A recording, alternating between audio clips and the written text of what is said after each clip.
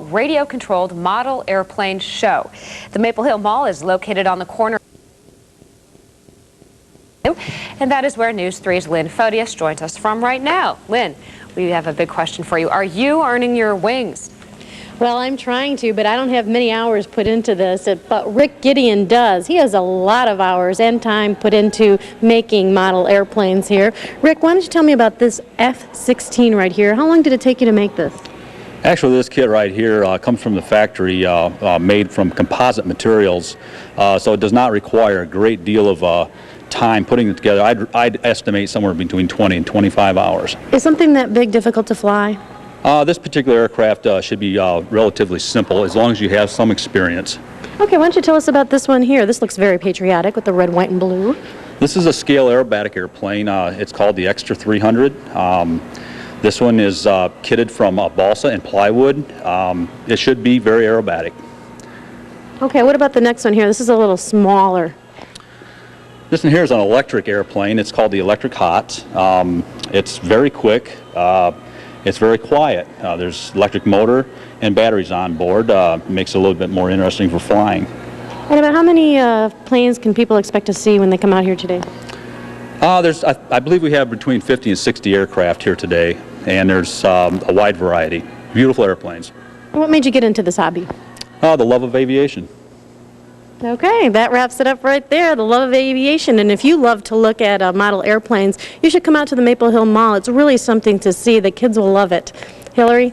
Lynn, one question for you. If those of us maybe who have never flown a model airplane before want to get into this kind of thing, do you have to have much knowledge of the actual building, or can you kind of just head out there with a remote control and fly the thing without too much trouble?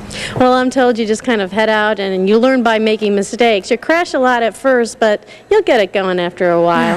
You start small and then build. Yeah, obviously they won't be staying in quite as nice a shape that way. But all right, thank you, Lynn Photius, reporting. Taking off for somewhere else, perhaps a little bit south. That's right. And for the price of an airline ticket, you could even buy your own plane. Okay, it might be a radio control plane, but still a plane anyway.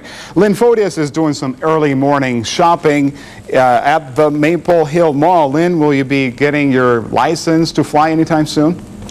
Well, first of all, I need to get a plane, and let me tell you how anybody can pick up a model airplane, especially today. If you come out here to the Maple Hill Mall in Kalamazoo, you can win this plane right here. Raffle tickets are $1 each, or 6 for $5. And the great thing about this, not only do you get to win this beautiful plane, but you also get to help the DARE program in the community, so the proceeds go for a good cause. Now, there are not only small planes like this, there are bigger ones, and let me show you one of the more elaborate ones right here. Rick Gideon is back with me this half hour to tell us about this one right here. Tell me about this plane. This here is would be considered a giant scale. This is called a Diablo. Naturally, the price tag goes up a little bit with this size airplane, and also the amount of hours building the airplane also goes up too. So what are we talking, how many hours and how much?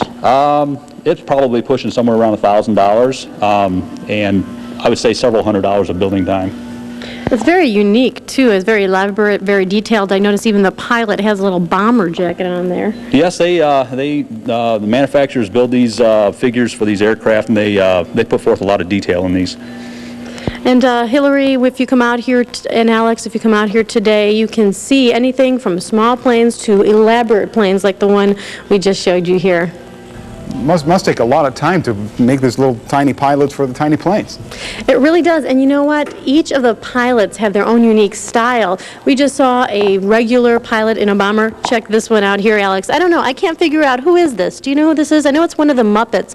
Some of the people here have been telling me maybe Animal, or I know it's not Bert, right? I don't know if it's Ernie or who it really is, but everybody has their own distinct style, and some of them tell me they pick G.I. Joe, Barbie, and some of the bigger ones. It's Elmo, I'm told. Who? Elmo. Elmo? Is Yes, that who it is? I guess.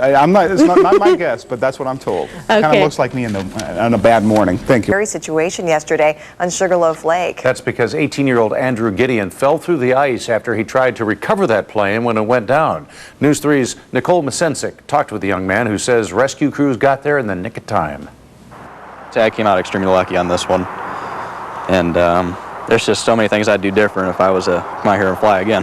Andrew Gideon is recovering with some cuts and bruises. His fingers are still numb after spending 15 minutes in this icy water.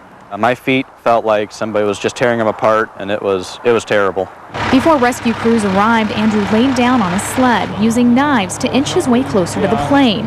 But he didn't make it. The ice was too thin. If those knives weren't in, I would have went under. So the knives just kind of kept me up there, and I held myself up by just the tops of my arms. So I was submerged from water from here down. His friends tried to help by throwing a rope, but it wouldn't reach. Andrew says they helped keep him calm by calling for help and talking to him, and help arrived just in time. Because as they got there, the piece of ice was just about to break away, and I didn't have any strength or anything to tread water anymore, so I would have just gone through. After pulling Andrew out of the water, the rescue teams worked to get the plane. Andrew says he has most of it, and fixing it will become his winter project. In Portage, Nicole Masensic, News 3. Now, doctors think that Andrew will be okay, and they think that the feeling should return to his fingers eventually. What a lucky young man. He really is.